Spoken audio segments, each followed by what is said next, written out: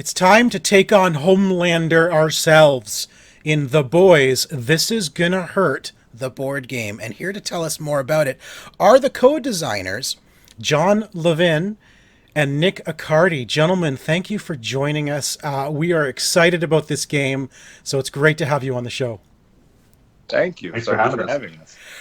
But I would love to jump into the game itself. Either one of you can tell us, what is this game all about? What kind of game is it? And how do we take down Homelander? Yeah. John, you want to answer that one?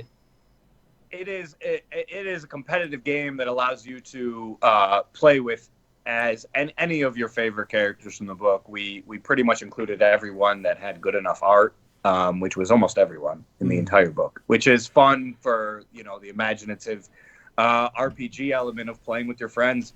And we tried to make as quick of a game as we could play, because Homelander's tough to beat, and he has a generating health that can increase depending on the game, anywhere from 30 to 42 depending on the game. And so it's a game that you want to get through in an hour and a half, because it's not fun to lose to this guy. He's a really bad guy, Yeah.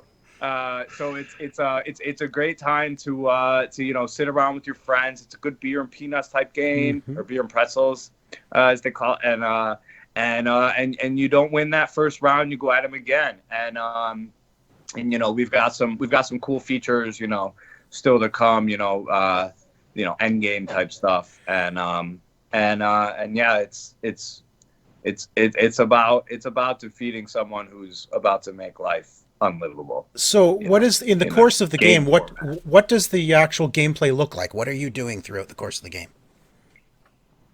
So you go around the board. You play as CIA agents, newly recruited or newly indoctrinated into the world of the boys. Right. And you are tasked with going around the board and collecting superheroes to join your team, basically. Okay. So through missions and a black market, you can accrue resources like Compound V, blackmail, and money, basically, to buy off, bribe, or beat the hell out of some of these soups to join your team. Okay. Now, are you playing as the boys? Are you playing as Billy Butcher or as Huey? Are you playing as them, or are you No. someone else?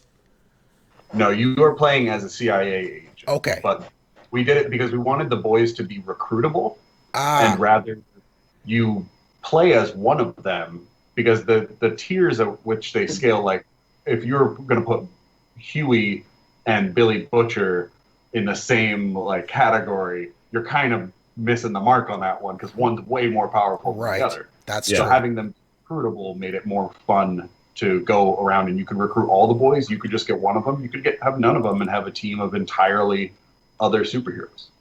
Now, you mentioned it's actually competitive, but you're all working towards bringing down Homelander. So are you also working against each other in the game, or is there some kind of cooperation going on?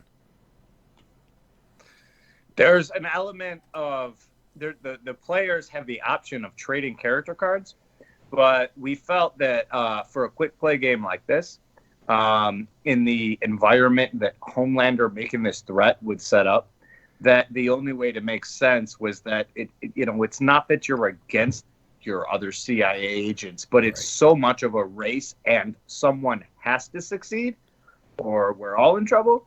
So that it just became the natural, it just became that it's competitive from that.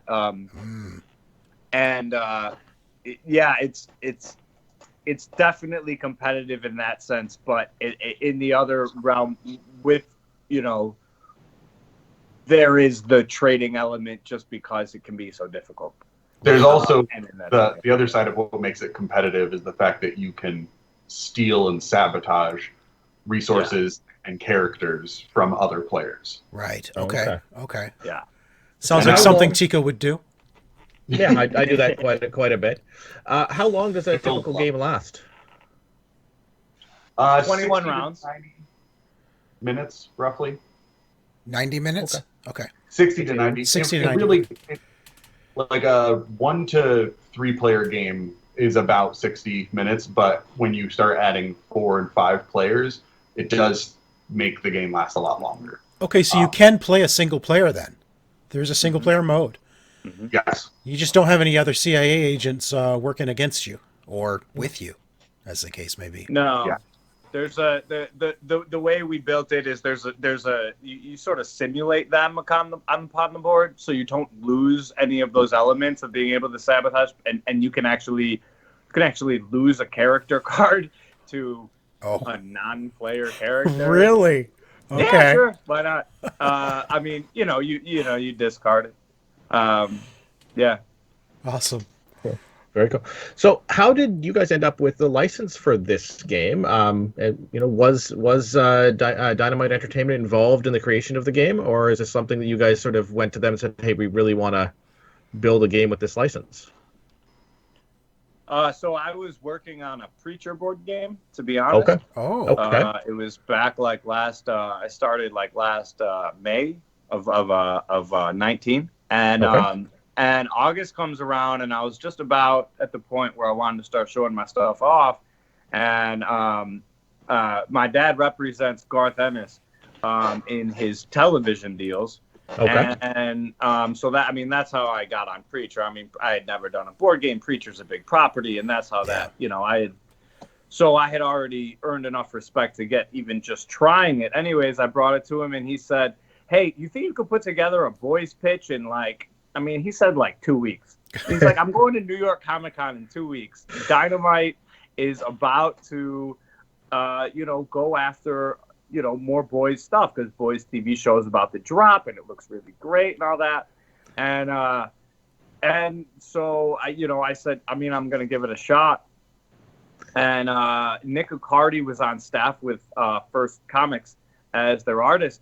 And my dad suggested, Nick's great. You should just go with him. And I did. And he put together a board. And I had another writing type creative partner in Seattle. And so I called him, and I'm like, "Guys, we have 2 weeks." And we basically put together the same concept as the game is now. We've certainly evolved it incredibly, but the main mechanics of recruiting this team from anyone and going after Homelander, because, we want to create an alternate reality. We didn't want to make it simple. You just do what the story does. And we didn't want to make it just, you're the boys and you go after a team per game. That all just had such a flatness. We wanted to make a game with longevity and replayability, and that concept and that idea is what we brought to Dynamite. We brought them a very rudimentary board. I remember being incredibly excited about just what was really a black box that Nick had painted really pretty, the boys. But yeah, I went to New York Comic Con. I dressed as I was and dressed nice and went up and just pitched my head off, and they really liked me, and they obviously already knew my dad, but I think they believed in the game, and that's really how this happened. It was sort of just it's just unbelievable because we had such little time, but I think we knew right away that we had a game that was no matter what really fun to play. Right. And the kind of work we wanted to go into. So you've been working on this before the TV show hit the air?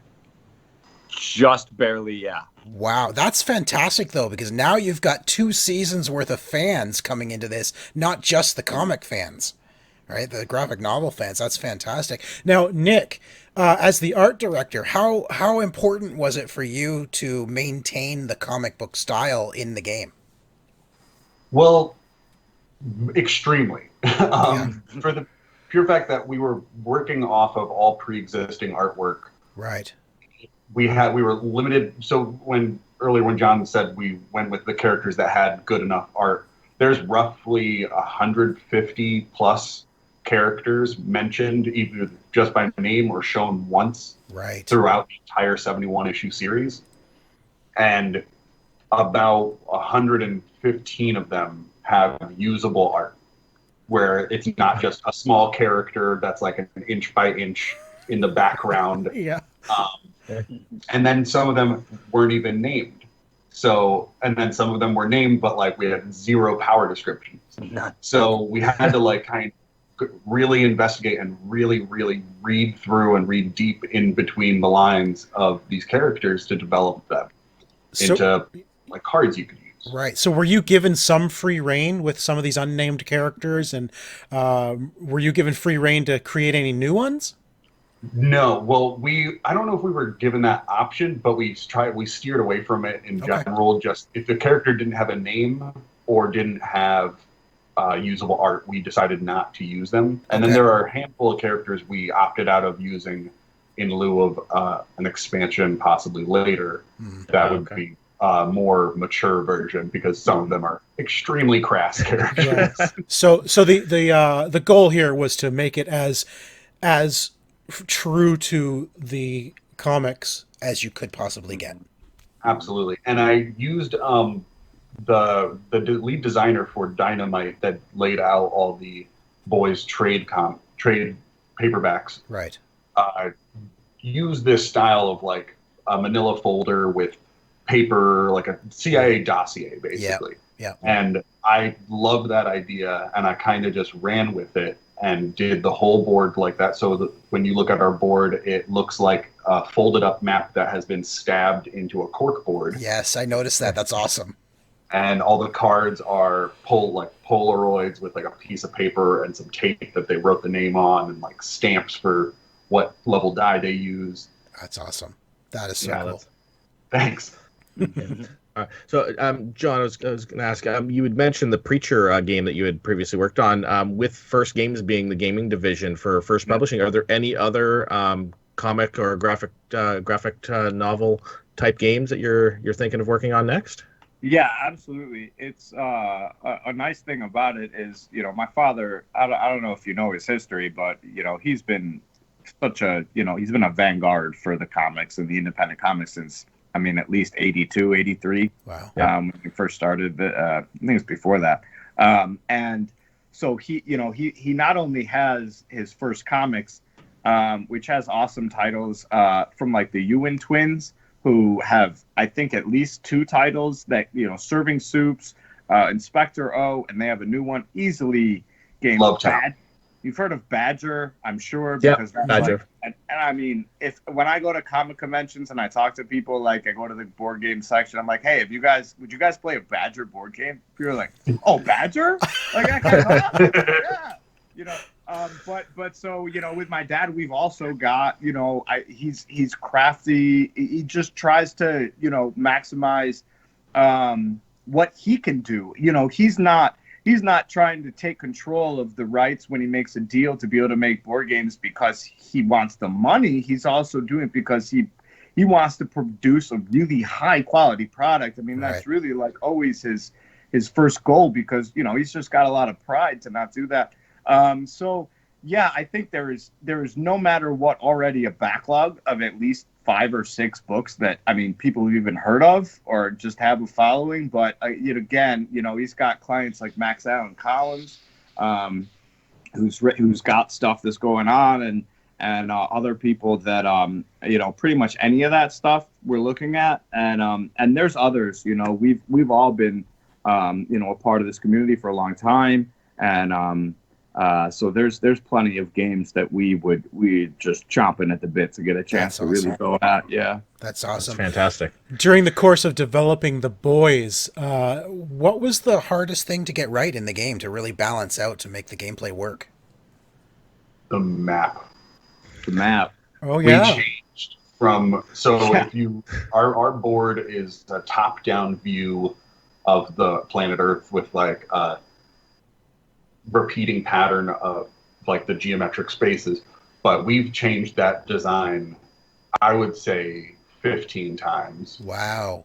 And going from using tiles that like randomize on the board to large sections that it was laid out like a big rectangle map, like a flattened worldview. Okay. And there were different like time zone. It's gone so many different ways, and like it wasn't actually until we scrapped the idea of the tiles and John wanted instead of a rectangular map, of a round one to fit the planet shape, that the thing actually started to come together really well. Okay. Awesome. Yeah, dude, we literally had 100 different unique character pictures on our first board. I mean, I was like, Nick, how many spaces can we get on a board? Can we get 500 I was like spaces? 40. And that, I mean, that's where we started. And then we got, we talked to somebody professional, but he's like, you guys should have randomized tiles. And so we had these tiles that interchanged and came in and out from the board. And that was 70 something. I mean, and that was, it was awesome and it was cool and it created great RNG, but it took a long time to get through. And it also created this holdup. There were certain games where you just couldn't get the right tiles out, and your game went from 13 to 21 rounds with just like no action. Oh, wow! And, that's how we. The map we made now is just gorgeous. The tiles also created the problem of if anybody bumped into the board, you lost track of everything. Yeah, that was fun. We have seen that happen many a time, unfortunately. Oh yes, it's always bound to happen. So you mentioned possibilities of an expansion. Can you maybe give us maybe a little tease as to what that might entail? John, is that okay if I do that? Yeah. All right. So throughout making the game, The Boys is an R-rated comic. It is really violent, really crass. There's a lot of like drug usage and sexual exploits. So in order to make a game that is marketable in the first place, we had to kind of pull back on some of that, like not cut it all out, but maybe rephrase some things or just ignore some other things. So we've been like putting some cards aside that it might be a character that their only good artwork is them completely nude, and we would like to use them. So we came up with the idea of, since there's Hero-gasm in the books, which is the all day, all weekend superhero freak fest, to do a Hero-gasm expansion eventually that would contain all of our NSFW content. Oh, that's fantastic. And it's an idea we're still fiddling around with and figuring out how it would work best. Sure. Whether it be an entirely new special edition of the game or whether it just be an expansion pack of cards. But that is something we are kicking around for the future. That is awesome. And I'll tell you, we are committed to the point of if we think it would be something people want. I mean, we've thought it as far as like we've got a debauchery wheel in mind. I mean, like we were thinking like Game of Life, but a debauchery wheel instead. I mean, we've got great ideas for this, but it's NSFW, so we do have to believe that it's like the kind of thing people really want to play with their friends. We wouldn't make it gross, but it's gross content in the first place. Yeah, so it's gross. Yeah. No, that is awesome. I mean, NSFW does sell. I've seen many games have a NSFW add-on that they still sell, but the game sounds awesome. We are both huge fans of The Boys. I mean, I was introduced to The Boys through the TV show, but so I'm a huge fan even just because of that. But the game looks amazing. Gentlemen, thank you so much for joining us to tell us all about the game, and good luck with the rest of the campaign. I know you funded very, very quickly, but let's hope all those stretch goals get covered before December 24th. Everybody go check out The Boys on Kickstarter. John, Nick, thanks so much for joining us. It's been great to talk to you.